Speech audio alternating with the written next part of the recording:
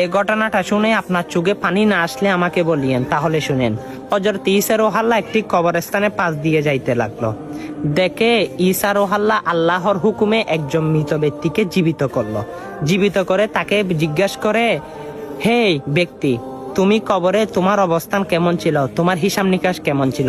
তখন ব্যক্তিটি কাঁদতে কাঁদতে বলল, হে আল্লাহর নবী, আমি একটি দাঁত কিলাল করেছি, একটা চুটে কাটের জন্য হিসাব দিতে দিতে আজকে 40 বছর আমার কবরের আযাব হচ্ছে, সেটার হিসাব আমি আল্লাহকে বুঝিয়ে দিতে পারি নাই।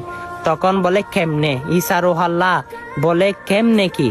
তখন ওই ব্যক্তিটি বলে, আমি একজন কাঠুরে এবং আমি মানুষের কাজ করতাম এবং একজন মানুষ আমাকে বহন করার জন্য কতগুলো কাঠ কিনে দিয়েছিল। আমি সেগুলো মাথায় নিয়ে তার বাড়ি পৌঁছাচ্ছিলাম। হঠাৎ দেখি দাঁতের মধ্যে কি একটা আটকে আছে।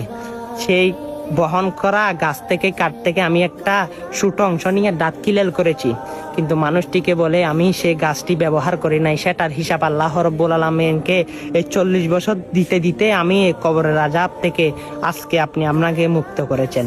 ঈসা রুহুল্লাহ মৃত মানুষকে জীবিত করতে পারতেন। দেখেন, একটা ছোট কাঠের অংশের জন্য হিসাব দিতে দিতে তিনি ক্লান্ত হয়ে যাচ্ছে 40 বছর।